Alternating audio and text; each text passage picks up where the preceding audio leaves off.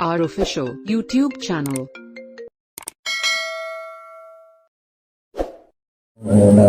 قالوا سلاما سبحان الله আল্লাহ বলেন রহমানের বান্দা যদি হতে হয়, আল্লাহ তাআলার খাঁটি গোলাম যদি হতে চায়, আমরা আল্লাহর গোলাম হতে চাই কি চাই না?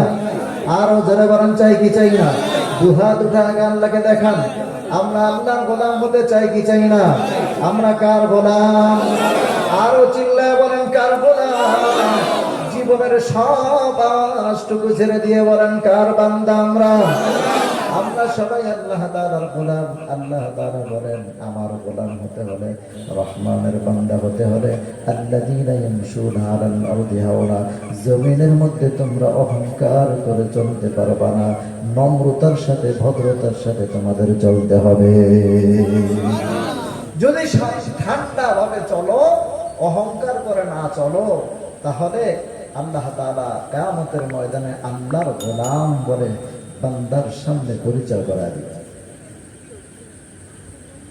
দেখেন আমার নবীকে আল্লাহ বলেছেন সুবহানাল্লাযী আসরা বিআবদিহি লাইলান মিনাল মাসজিদিল হারাম। আব্দুন মানে বান্দা, এই বান্দা শব্দটা আল্লাহ নবীর ক্ষেত্রে ব্যবহার করেছেন। তার মানে আল্লাহ যারে তারে গোলাম বলে পরিচয় দিবেন না, আর যাকে পরিচয় দিবেন তাকে আল্লাহ জান্নাতুল ফেরদাউস পর্যন্ত পৌঁছায় দিবেন। তাহলে অহংকার করা যাবে? এক নম্বরে অহংকার করা যাবে। অহংকার করতে পারে একজন, তিনি কে? আরো জোরে বলেন কে? আরো চিল্লায় বলেন কে? আল্লাহ তাআলা একমাত্র অহংকার করতে পারেন, কারণ আল্লাহ তাআলার একটা নাম হচ্ছে অহংকারী। একটা নাম কি? আল্লাহ তাআলা বলেন আল মালিকুল কুদ্দুসুস সালামুল মুমিনুল মুহাইমিনুল আজিজুল জব্বারুল মুতাকাব্বির। আল্লাহ তাআলার একটা নাম হচ্ছে আল মুতাকাব্বির, অহংকারী। অহংকার করতে পারেন একমাত্র আমার আল্লাহ রাব্বুল আলামিন। সুবহানাল্লাহ। আমরা অহংকার করতে পারি? কথা বলেন পারি? অহংকার করাকে আল্লাহ তাআলা পছন্দ করেন। সব ধ্বংস হয়ে যায়, সব শেষ হয়ে যায় অহংকারের মাধ্যমে, হিংসার কারণে। এই জন্য এই যে লাইলাতুল নিসফি মিন শাবান গেছেন, সবে বরাত বলি আমরা, যেটাকে ইবাদত করছি না, ওই রাতে সব বান্দাদেরকে আল্লাহ মাফ করে দেন। ফায়াগফিরু লিজামিআল খালক ইল্লা লিমুশরিক আও লিমুশাহিদ। হাদিসের মধ্যে এসেছে আল্লাহ সবাইকে মাফ করে দিবেন। বান্দা যত বান্দা গুনাহগার আছে সবাইকে মাফ করে দিবেন, দুইটার মাফ করবেন না, একটা হলো মুশরিক আর একটা হলো মুশাহিদ, মানে অহংকারী, হিংসুক। এজন্য হিংসা করবেন না। করবেন? কথা বলেন করবেন? কথাগুলো মনে রাখবেন, এগুলো মনে রাখলেই মনে করবেন ওয়াজ সার্থক। ইবলিস অহংকার করছিল না? আর অবস্থা এখন ভালো না খারাপ? কথা বলেন ভালো না খারাপ? কিন্তু খারাপ না, একেবারে চরম খারাপ। অহংকার করছিল। কেমন অহংকার করেছে? আল্লাহ বলেছেন ওখরুজ ইন্নাকা রাজিম, যা তুই বের হয়ে যা আমার এখান থেকে। আল্লাহ বের করে দিয়েছেন, ধমক দিয়ে বের করে দিয়েছেন। কোন অহংকার বান্দাকে আল্লাহ তাআলা পছন্দ করেন না। আল্লাহ নিজে কোরআনের মধ্যে বলেন ওয়ালা তুসাইর খাদ্দাকা লিন-নাসি ওয়ালা তামশি ফিল আরদি মারহা ইন্নাল্লাহা লা ইউহিব্বু কুল্লা মুখতালিন ফাখুর। আল্লাহ নিজে বলেন ইন্নাল্লাহা লা ইউহিব্বু কুল্লা মুখতালিন ফাখুর, আমি আল্লাহ রাব্বুল আলামিন কোন অহংকারী দাম্ভিককে পছন্দ করি না। একটা ছোট্ট ঘটনা বলি, অহংকার করলে কি হয়? একবার মুখে লাগাইয়া কতক্ষণ কথা বলা যায়? হ্যাঁ, একটা ছোট্ট ঘটনা বলি, তাহলে বুঝবেন অহংকার করাটাকে যে আল্লাহ কেমন পছন্দ করেন না। এই পৃথিবীতে আল্লাহ 4 জন মানুষকে তামাম পৃথিবীর রাজত্ব দিয়েছেন। কয়জন? আরো জোরে বলেন, আরো জোরে বলেন, মুখস্থ করতে হবে। কয়জন? মুসলমান 2 জন। কয়জন? কাফের কয়জন? কাফের 2 জন, মুসলমান 2 জন, মোট কয়জন? মুসলমান দুইজনের মধ্যে একজনের নাম হলো হযরতে সুলাইমান আলাইহিস সালাম, আরেকজনের নাম হলো বাদশাহ যুলকারনাইন। কাফেরদের মধ্যে দুইজনের মধ্যে একজনের নাম হলো বখতনাসর, আর একজনের নাম হলো নমরুদ। কি নাম? একটু আগে যার কথা আমরা বলেছি, আলোচনা করেছি। তাহলে তাম পৃথিবীর রাজত্ব আল্লাহ দিয়েছেন কয়জন? আরো জোরে বলেন কয়জন? মুসলমান কয়জন? কাফের কয়জন? দুইজন মুসলমান আর দুইজন মুসলমান ছাড়া এই চারজনকে আল্লাহ তাম পৃথিবীর রাজত্ব দিয়েছেন, যাদের রাজত্বের সীমানা ছিল মিনাল মাশরিক ইলাল মাগরিব, সূর্যোদয় থেকে সূর্যাস্ত পর্যন্ত যতটুকু এরিয়া, অর্থাৎ যেই জায়গার মধ্যে পৃথিবীতে সূর্যের আলো পড়ে, ওই গোটা জায়গার জন্য আল্লাহ তাদেরকে বাদশাহী দিয়েছিলেন। এত বড় বিশাল সাম্রাজ্যের মালিক আল্লাহ তাআলা তাদেরকে বানায় দিয়েছিলেন। কয়জন? চারজন। মুসলমান হলো দুইজন, একজনের নাম হলো বাদশাহ যুলকারনাইন। কি নাম? একটু মনে রেখে দেবেন। কি নাম? যুলকারনাইন। কোরআনের ভাষায় তার নাম হলো যুলকারনাইন, বাংলায় আমরা তাকে বলি বাদশাহ সেকান্দার। কি বলি? বাদশাহ সেকান্দার। আরবিতে তাকে বলা হয় ইস্কান্দার। কি বলা হয়? ইস্কান্দার। এই জন্য এই বাদশাহ যুলকারনাইনের কবরটা যে জায়গা, ওই এলাকাটার নাম হলো আল মাদিনাতুল ইস্কান্দারিয়া। ইংরেজিতে তাকে বলা হয় আলেকজান্ডার। কি বলা হয়? আলেকজান্ডারের ঘটনা শুনছেন না? সেকান্দার বাদশার ঘটনা শুনেননি? তাহলে যুলকারনাইন, সেকান্দার, ইস্কান্দার, আলেকজান্ডার, এই চারটা নাম একজনের। বুঝে আসছে? তাকে আল্লাহ তাআলা তাম পৃথিবীর রাজত্ব দিয়েছিলেন। কেমন রাজত্ব দিয়েছেন? শুধু রাজত্ব দেন নাই, তাকে রাজত্ব দেওয়ার পরে আল্লাহ তাআলা বাদশাহ যুলকারনাইনকে তাম পৃথিবীতে 1600 বছর হায়াত দিয়েছিলেন। সুবহানাল্লাহ। কালকে কইেন আরো জোরে বলেন না সুবহানাল্লাহ। কত বছর? 1600 বছর আল্লাহ তাআলা বাদশাহ যুলকারনাইনকে হায়াত দিয়েছিলেন। 1400 বছর, 1200 বছর তিনি রাজা হিসাবে ছিলেন, আর 400 বছরে তিনি বাদশাহী পাইলেন। মোট 1600 বছর রাজত্ব করেছেন। এই বাদশাহ যুলকারনাইনকে আল্লাহ রাব্বুল আলামিন তাম পৃথিবী ভ্রমণ করার জন্য মুজিজা স্বরূপ একটা ঘোড়া দান করেছেন। কি দান করেছেন? আরো জোরে বলেন, কি দান করেছেন? মুজিজা স্বরূপ একটা ঘোড়া আল্লাহ তাআলা তাকে দান করেছেন। কিতাবের মধ্যে এসেছে বাদশাহ যুলকারনাইন যখন ঘোড়ার পিঠে সওয়ার হয়ে এক কদম সামনের দিকে বাড়াইতেন, বাদশাহ যুলকারনাইনের ঘোড়াটা এক কদম সামনের দিকে বাড়াইলে অল্প একটু নয়, প্রায় 1200 মাইল সামনের দিকে চলে যেত। এক কদম সামনে বাড়াইলে 1200 মাইল অগ্রসর হয়ে যেত। তাহলে কত দ্রুত গতিতে চলত। এক কদম এখানে ফেলাইছে, 1200 মাইল পরে গিয়ে আর এক কদম ফেলাইছে। বাদশাহ যুলকারনাইন এই ঘোড়ার পিঠে সওয়ার হয়ে তাম পৃথিবীটা তিনি 4 বার ভ্রমণ করেছেন। কয়বার? আরো জোরে বলেন, আরো চিল্লায় বলেন, কয়বার? 4 বার আল্লাহ তাআলা তাম পৃথিবী তিনি ভ্রমণ করাইছেন। মুসলমানদের মধ্যে আরেকজনের নাম হলো পয়গম্বর সুলাইমান আলাইহিস সালাম। কি নাম? সুলাইমান আলাইহিস সালাম। তাকে আল্লাহ রাব্বুল আলামিন তাম পৃথিবীর রাজত্ব দিয়েছেন।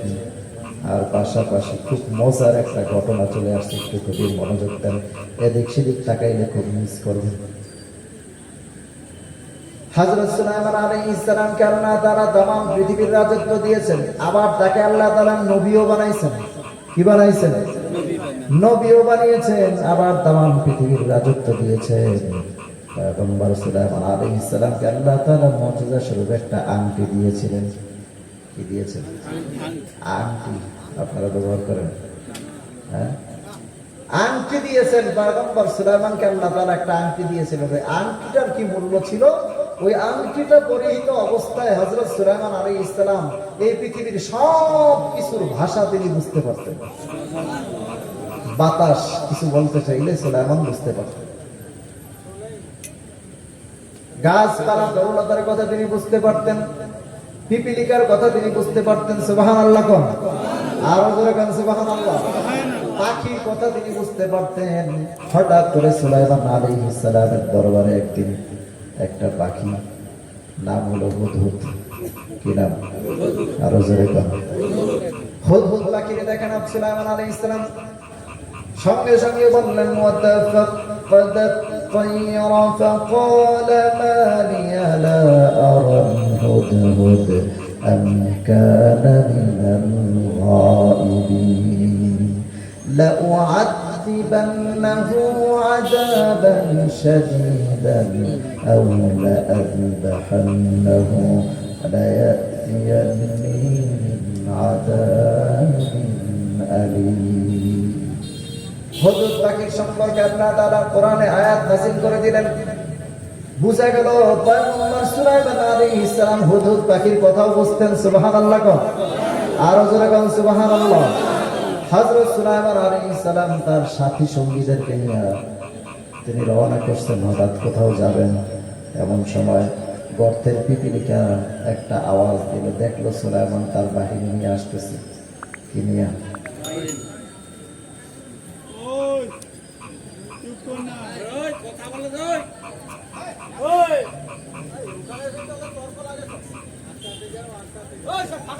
ওই যে মিনাল জিন্নাতি ওয়ান নাস বলছিলাম না,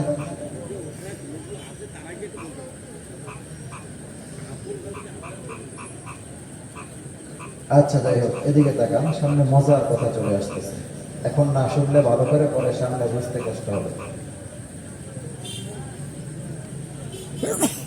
আর 17 মিনিট আছে। বক্তা পরবর্তীতে চলে আসবে। 1 ঘন্টা 17 মিনিট। তাহলে 1 ঘন্টার একটা আওয়াজ দিতে পারবেন এখন? পারবেন তো ইনশাআল্লাহ? নারে তাকবীর। আর আওয়াজ আছে না ভাই? আপনারাই কইতেছেন আছে, তার মানে আওয়াজ কিছু রাইখা দিছে।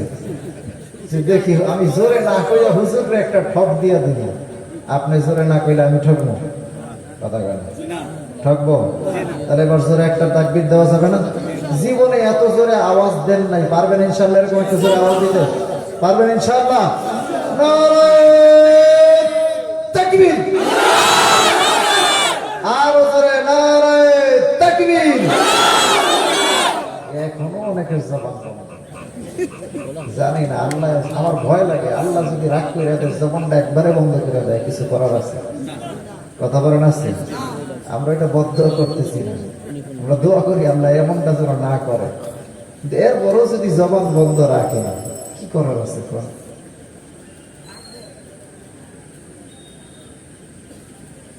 এদের কি ঘুমেও ধরে না? মাহফিলে এরা আসছে ঘুরতে, ঠিক কিনা বলেন? কেনাকাটা করবে, বাড়িতে যাবে। আল্লাহ এদেরকে সহি বুঝ দান করুন। আরো জোরে বলেন আমিন। আরো চিল্লায় বলেন আমিন। বলতেছিলাম হযরত সুলাইমান আলাইহিস সালাম দেখলেন গর্তের পিপিলিকা যখন দেখতে পেল সুলাইমান আলাইহিস সালাম সামনের দিকে তার বাহিনী নিয়ে আসতেছে, এমন সময় পিপিলিকা একটা ভাষণ দিছে। কি দিছে? ভাষণ পর্যন্ত একটা বক্তব্য দিছে।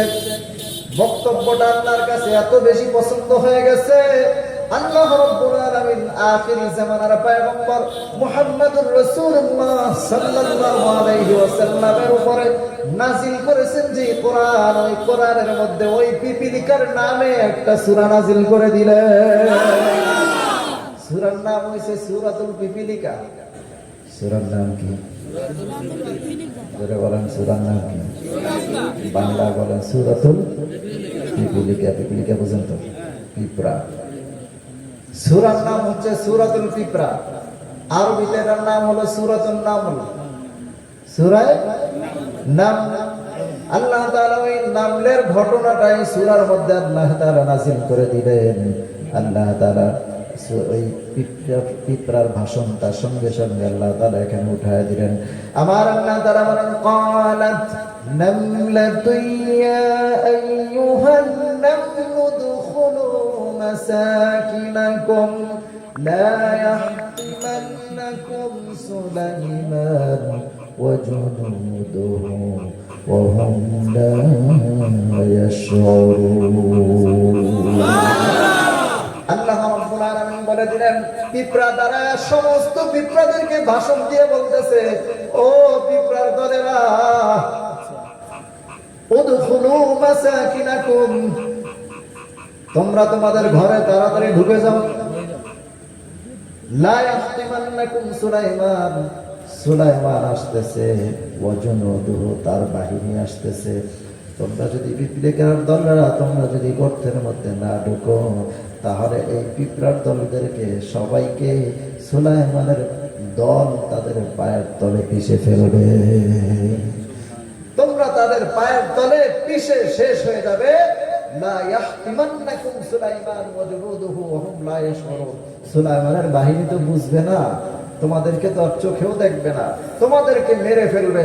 অন্যের উপকার করার জন্য পিঁপড়া যখন ভাষণ দিল, আল্লাহর কাছে অন্যের উপকারটা এত বেশি পছন্দ হলো, সাথে সাথে আল্লাহ সিদ্ধান্ত নিলেন, আমি আল্লাহ আখিরি নবী সর্বশ্রেষ্ঠ উম্মতের জন্য যে কোরআন পাঠাবো, এই কোরআনের মধ্যে ওই পিঁপড়ার ঘটনা নাযিল করে দেব। আল্লাহ কোরআনের মধ্যে পিঁপড়ার ঘটনা উঠায় দিলেন।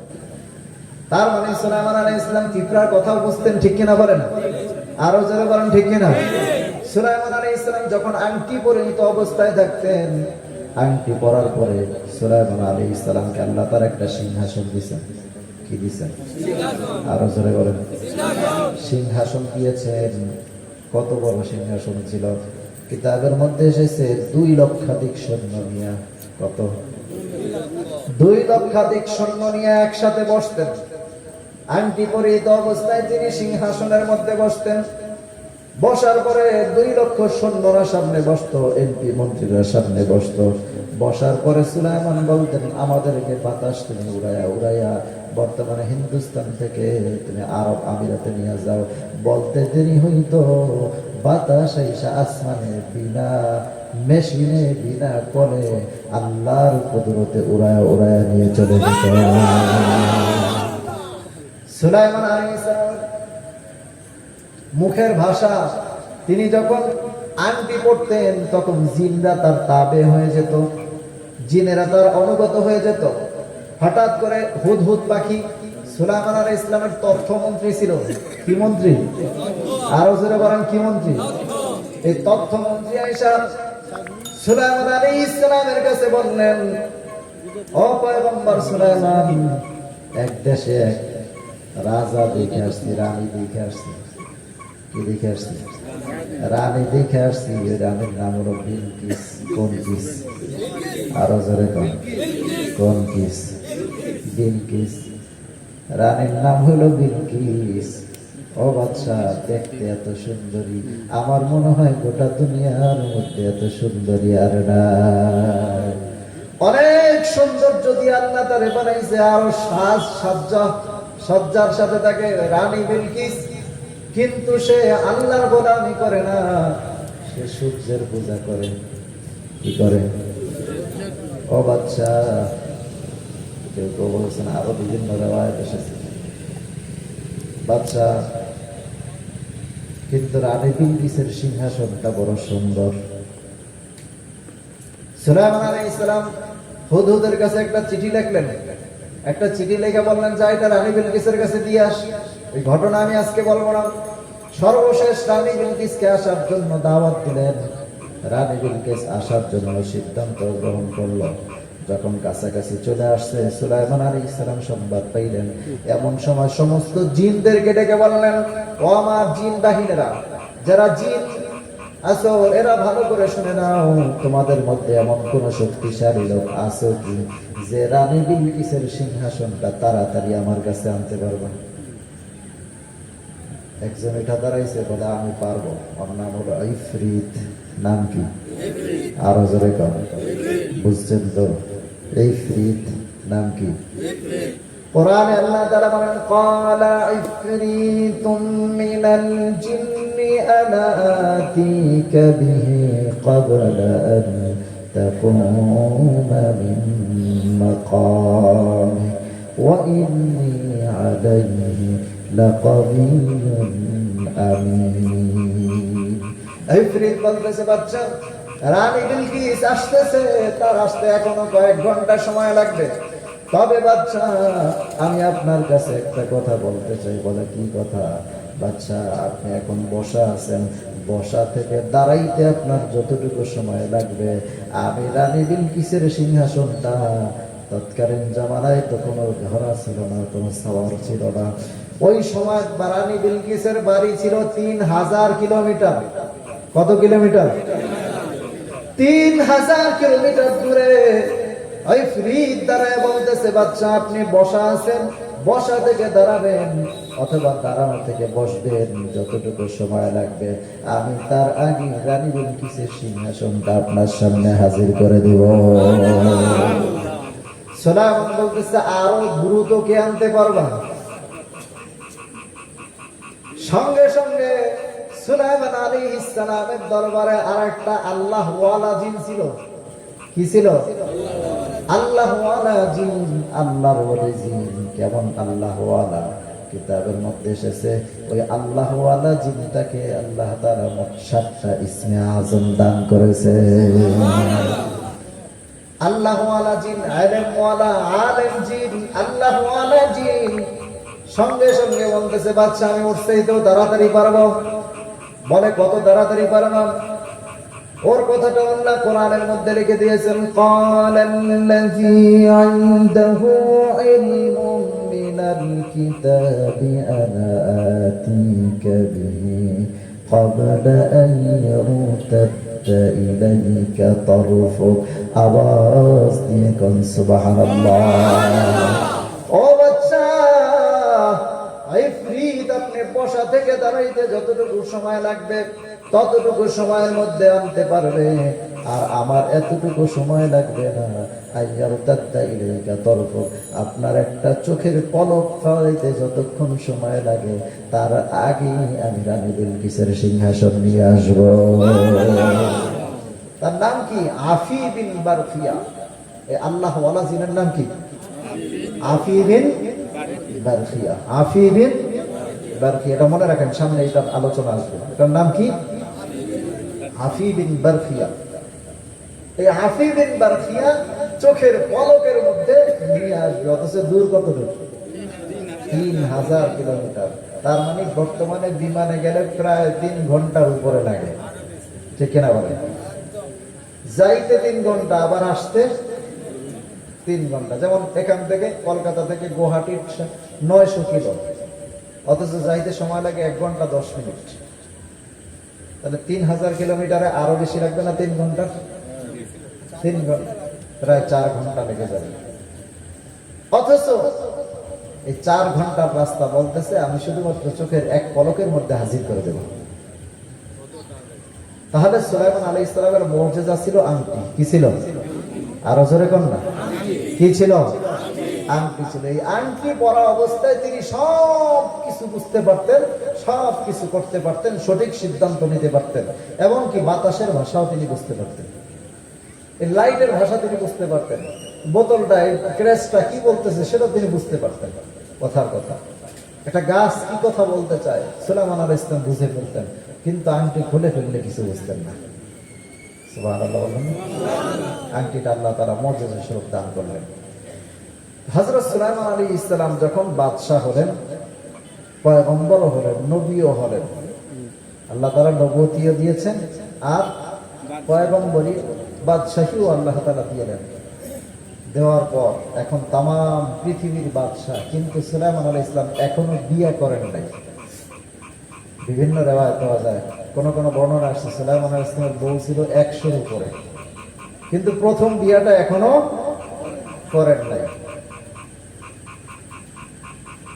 হযরত সুলাইমান আলাইহিস সালাম বললেন যে আমি বিয়ে করব, মন্ত্রীদেরকে বললেন তোমরা মেয়ে দেখা শুরু করো।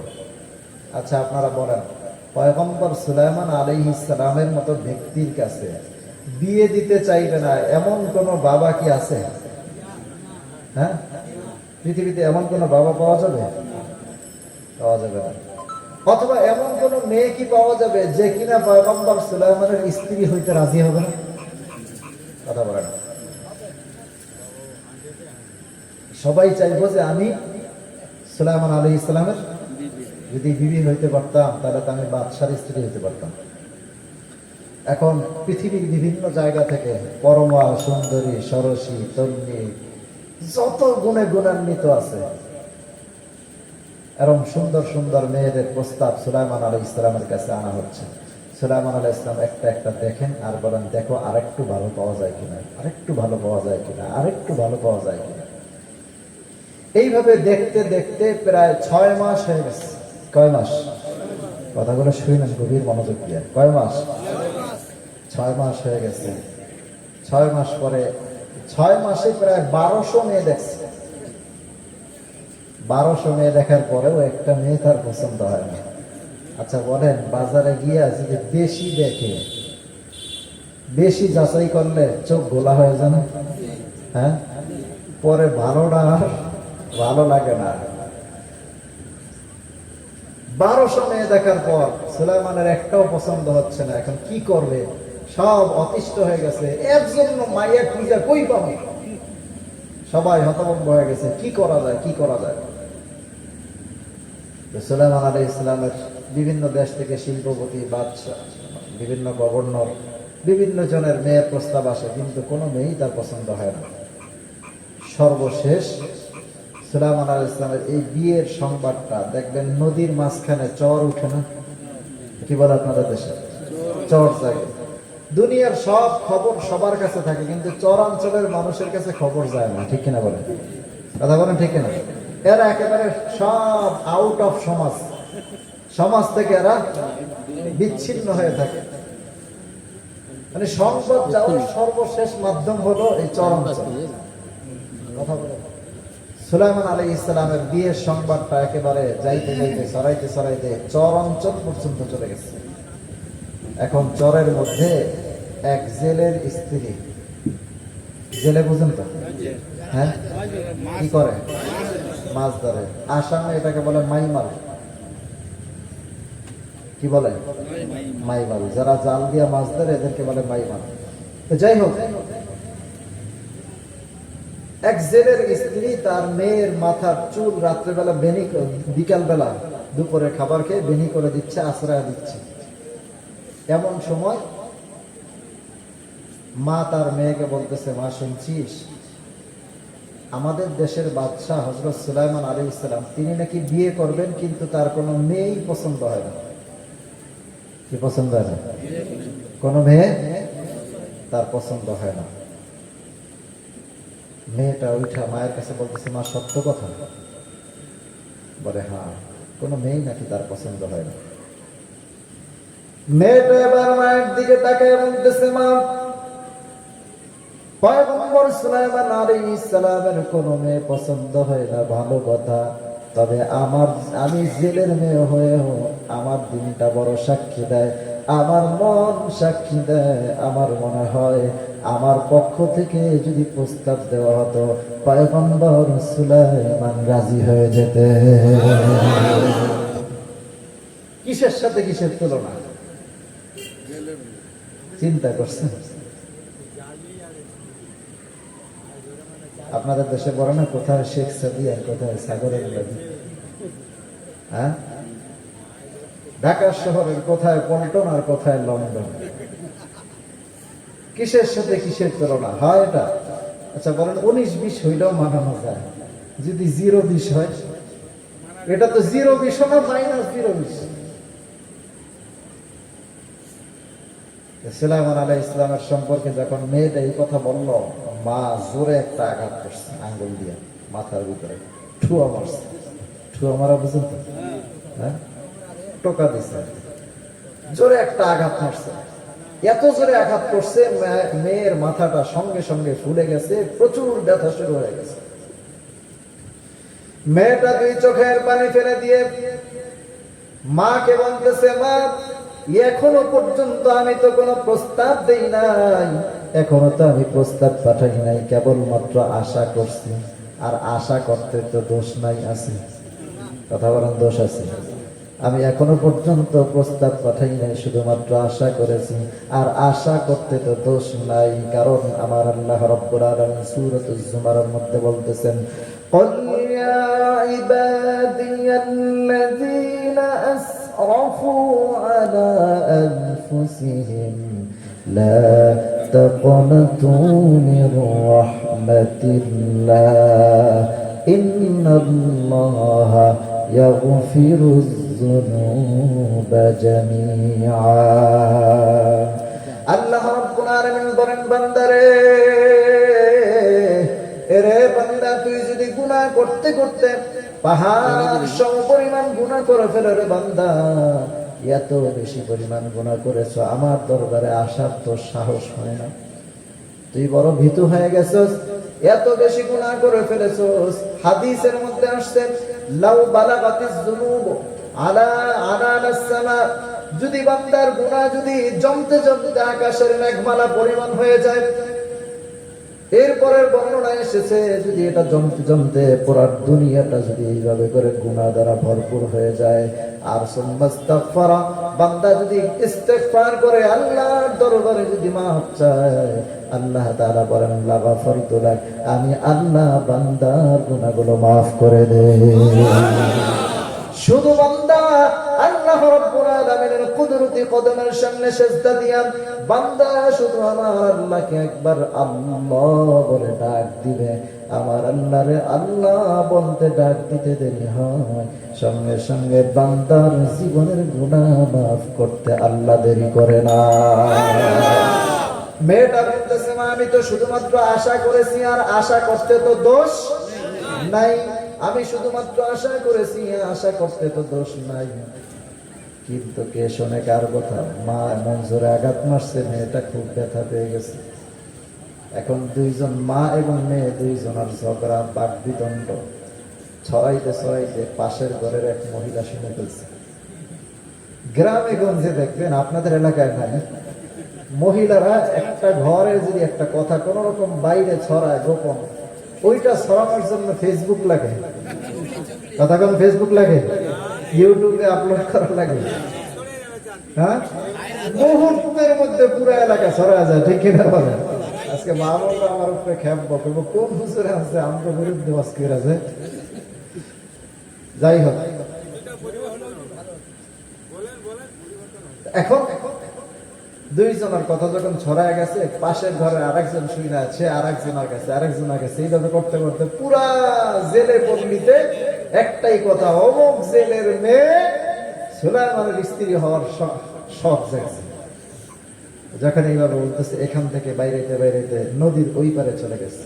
সেখান থেকে এখন আর প্রস্তাব পাঠানো লাগে নাই, এক মুখ দুই মুখ হতে হতে ফেসবুক আর পোস্টারিং করতে হয় নাই, পত্রিকায় ছাপানো লাগে নাই, নিউজ টেলিকাস্ট করতে হয় নাই, সঙ্গে সঙ্গে খবরটা একেবারে সুলাইমান আর সিংহাসন পর্যন্ত চলে গেছে। সুলাইমান আলাইহিস সালামের সিংহাসনে যখন এই সংবাদটা চলে গেছে, যাওয়ার সাথে সাথে মন্ত্রীরা তো সর্বপ্রথম শুনছে, শুই না এখন একজন আরেকজনের লাগে ফিসফিস করতেছে কানে কানে। সুলাইমান আলাইহিস সালাম বলতেছে, কি ব্যাপার, তোমরা ফিসফিস করো কেন? এই যে ভাই, কথা বলেন না, বলতেছে তোমরা ফিসফিস করো কেন? কেউ কোনো কথা বলে না, আবার আরেকদিকে ফিরা ফিসফিস করতেছে। সুলাইমান আলাইহিস সালাম বলতেছে, না, কিছু একটা হয়েছে, কি হয়েছে বলো। একজন সাহস করে ওঠা দাঁড়াইছে, দাঁড়ায় বলতেছে, বাদশাহ, আপনি কি বিয়ে করবেন? যদি আপনার বিয়ে করার ইচ্ছা থাকে তাহলে বিয়ে করে ফেলেন, আর যদি ইচ্ছা না থাকে প্রয়োজনে আমাদেরকে আরেকটা করে করায় দেন, তারপর আপনি মেয়ে দেখা বন্ধ করেন। বলে, কেন, কি হয়েছে? শেষ পর্যন্ত আপনার স্ত্রী হওয়ার জন্য একজন জেলের মেয়ে প্রস্তাব পাঠাবার সাহস পেয়ে গেছে। সুলাইমান আলাইহিস সালাম চিন্তা করলেন, মন্ত্রীদের সামনে আমার এত বড় বেইজ্জতি। সাথে সাথে তিনি তার আমিত্ব বজায় রাখার জন্য অহংকার করেও না, মন্ত্রীদের সামনে, অধীনস্থদের সামনে যেন ছোট না হইতে হয়, ওই ওয়েট রাখার জন্য তিনি সিংহাসন থেকে লাফ দিয়া দাঁড়ায় গেছে। দাঁড়া বলতেছে, কত বড় সাহস, একটা জেলের মেয়ে হয়ে সুলাইমানের স্ত্রী হওয়ার স্বাদ তার কেমনে জাগলো আমি এটা দেখে নেব। যদিও তিনি নিজের আমিত্ব বজায় রাখার জন্য কথাটা বলছেন, কিন্তু আরশের মালিক কথাটা সহ্য করেন নাই। আল্লাহু আকবার, আরো জোরে বলেন আল্লাহু আকবার। কথাটা সহ্য করেন নাই। এদিকে হযরত সুলাইমান আলাইহিস সালামের আংটিটার একটা তবিয়ত ছিল, অভ্যাস ছিল। তিনি যখন জরুরতের জন্য ওয়াশরুমে যাইতেন, বাথরুমে যাইতেন, অথবা কোথাও যাইতেন, গোসল করতে যাইতেন, সাথে সাথে আংটিটা খুলে খাদেমের কাছে রেখে যাইতেন। খাদেম এটাকে রেখে দিত, তিনি বের হয়ে আসার পরে তার কাছে দিতেন। সুলাইমান আলাইহিস সালামের দরবারে একটা দুষ্ট জিন ছিল। কি জিন? কথা বলেন, জোরে বলেন। দুষ্ট জিন ছিল। এই দুষ্ট জিনের শখ যে আমি দেশের বাদশা হব, আমি যদি একটু সিংহাসনে বসতে পারতাম। সুযোগ পায় না, হঠাৎ করে একদিন সুলাইমান আলাইহিস সালাম যখন ভিতরে ঢুকছে, ঠিক হুবহু সুলাইমানের সূরত ধরছে। পুরা সুলাইমান আলাইহিস সালামের সূরত ধইরা সুলাইমান আলাইহিস সালামের পোশাক পরছে, তার কণ্ঠের সাথে নিজের কণ্ঠ মিলাইছে। মিলাইয়া খাদেমের কাছে এসে বলতেছে, কই আংটিটা দাও। খাদেম তো আর বুঝে নাই যে এটা কোন সুলাইমান। আংটি চাইছে, দিয়া দিছে। দিয়া দেওয়ার পর আংটিটা পইড়াই সিংহাসনে গিয়া বসছে। বৈশা বলতেছে, ও আমার এমপি মন্ত্রী যারা আছো, RAB, police, army, BDR, BGP, AGP যা আছে, সব ভালো করে কান খাড়া করে শোনো। আমাদের দেশে একটা নকল সুলাইমান বের হয়েছে, দেখতে ঠিক আমার মতো। তবে তোমরা আসল সুলাইমান আর নকল সুলাইমান চিনবা যার হাতে আংটি আছে তারা দিয়েছে। থিওরি ঠিক আছে কিনা? কথা বলেন, ঠিক আছে কিনা? যার হাতে আংটি আছে সেই আসল সুলাইমান। তবে হ্যাঁ, ওই নকল সুলাইমান এই সিংহাসন পর্যন্ত আসার আগে যদি তারে খতম না করতে পারো, শেষ না করতে পারো, তাহলে কিন্তু দেশের ভিতরে ফিতনা শুরু হয়ে যাবে। দিন তারিখ ঠিক হয়ে গেল। নমরুদ 60,000 বাহিনী নিয়ে, কয় হাজার? 60,000 বাহিনী নিয়ে সবাই অস্ত্র সজ্জিত হয়ে দাঁড়ায় আছে। ময়দানে এসে দাঁড়ায় রয়েছে।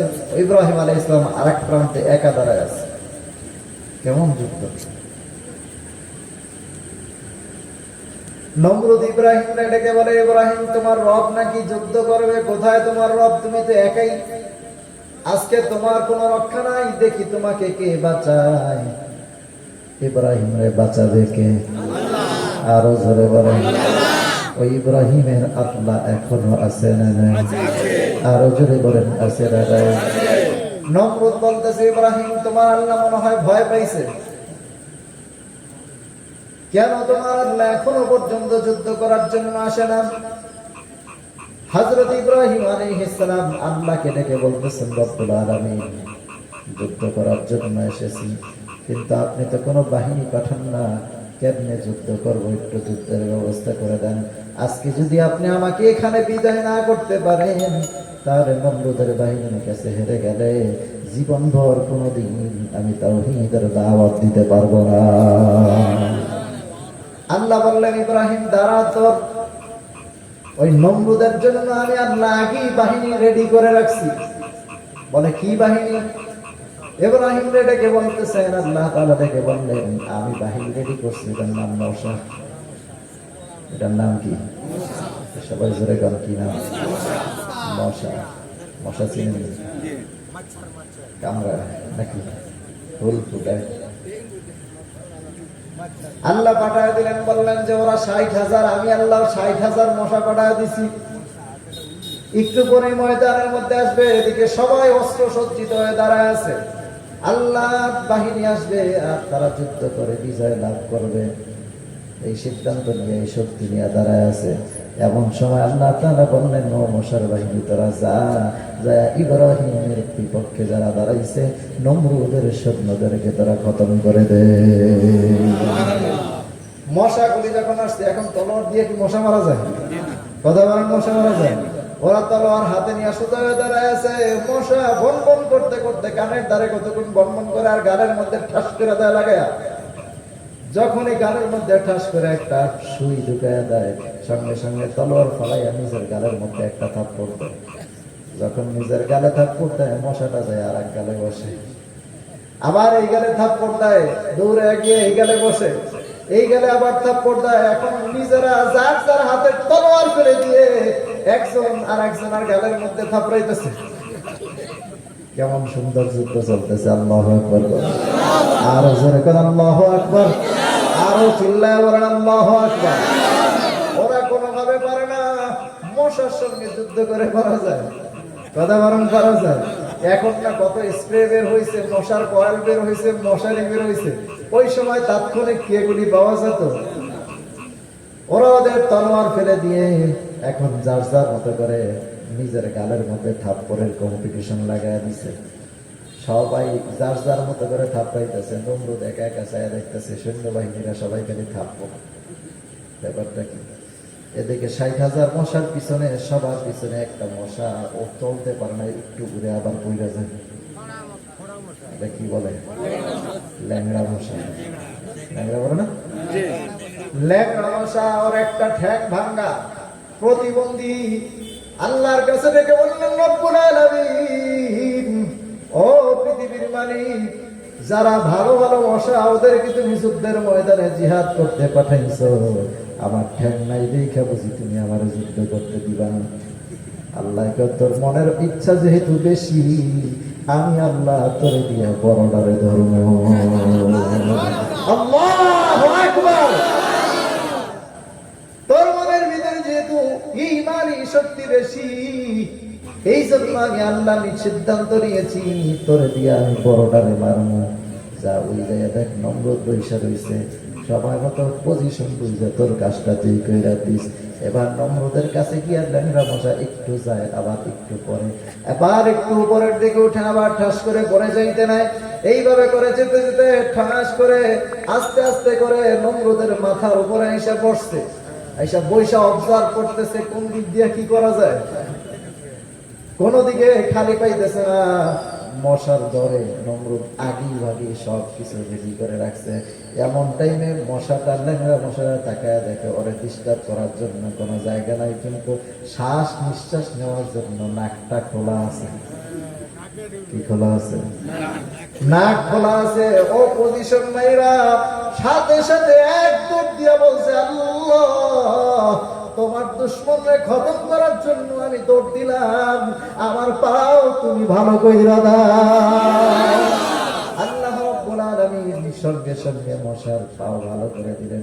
ল্যাংড়া মশা একটা দৌড় দিয়া নমরুদের নাক দিয়া ঢুইকা মগজের মধ্যে একেবারে পজিশন নিয়ে বসছে। বসার সঙ্গে সঙ্গে এবার ওই ল্যাংড়া মশা নমরুদের মগজের মধ্যে একটা ঠুস করে কামড় মারে। যখনই কামড় মারে নমরুদের মাথা ব্যথা শুরু হয়ে যায়। সঙ্গে সঙ্গে দুইজন খাদেমরে ডাক দিয়া বলতেছে, তোদের চাকরির বেতন বাড়ায় দিন, তোদের ডিউটি নতুন শুরু হয়েছে। কি ডিউটি? তোদের কাজ হইলো 24 ঘন্টা আমার এখানে থাপড়াবি, আমার মাথার ভিতরে থাপ্পড় দিতে থাকবি। ল্যাংড়া মশা মগজের মধ্যে বসা আছে, যতক্ষণ পর্যন্ত থাপ্পড় দেয় ল্যাংড়া মশা আস্তে আস্তে রেস্ট নেয়। যখনই থাপ্পড় দেওয়া বন্ধ করে অটোমেটিকলি আবার কামড় দেওয়া শুরু করে।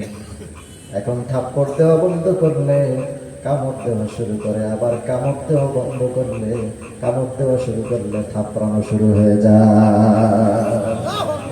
এই কৌশল কার? আরো জোরে বলেন কার? নমরুদ মাথার যন্ত্রণায় আর সহ্য করতে পারে না। এদিকে একজন মানুষ কতক্ষণ আর একজনকে থাপড়াইতে পারে? কিছুক্ষণ পরে হাত ব্যথা হয়ে গেছে। এবার দেখে বলতেছে, ও আমার বস। চাকরিজীবীরা বলতেছে, বস আপনার কাছে আর চাকরি করতে পারবো না। বলে কেন? এই থাপ্পড় দেওয়ার ডিউটি আমরা রাখবে না, আমাদের বেতন যাই দেন অসুবিধা নেই, না দিলেও অসুবিধা নেই, কিন্তু আপনার ডিউটি আমরা করতে পারবো না। বলে কেন? এতবার থাপ্পড়ানো যাবে না, আমাদের হাত ব্যথা হয়ে গেছে। বলে যদি হাত ব্যথা হয়ে যায় তাহলে অন্য কিছু দিয়ে পিটা। কিছুই তো নাই, যা পাও তা দিয়ে পিটা। নমরুদ যখন বলছে যা পাও তা দিয়া পিটা, সঙ্গে সঙ্গে এবার খাদেম দুইটা দেখতেছে নমরুদের সুন্দর 2 জোড়া জুতা আছে, 2টা জুতা। এখন দুইজনকে, বস এই যে সামনে জুতা দেখা যায়, এটা ছাড়া আর কিছু না, টাইট দিয়ে পিটা। জুতা দিয়া পিটাইতেছে, যতক্ষণ পিটায় ততক্ষণ মশা ঠান্ডা থাকে, যখনই পিটানি বন্ধ করে দেয় মশায় আবার গুতানি শুরু করে দেয়। শেষ পর্যন্ত কোনোভাবে পারে না, বলে জোরে জোরে পিটা। ওরা জোরে জোরে পিটাইতে নেয়, অবশেষে ওদের মাথা গেছে গরম হয়ে, কতক্ষণ আর পিটানো যায়। জোরে জোরে দুইটা, এমন জোরে একটা বাড়ি মারছে, বাড়ি দেওয়ার সঙ্গে সঙ্গে নমরুদের মাথার খুলিটা ফেটে দুইটা ভাগ হয়ে জমিনে পড়ে যায়। দুইটা ভাগ হয়ে যখন জমিনের মধ্যে পড়ে যায়, সঙ্গে সঙ্গে ল্যাংড়া মশা বলে, আমি আমার দায়িত্ব পালন করেছি, যুদ্ধের ময়দানে গাজী বেশে আমি আল্লাহর দরবারে চলে গেলাম। নমরুদ শেষ হয়ে গেল।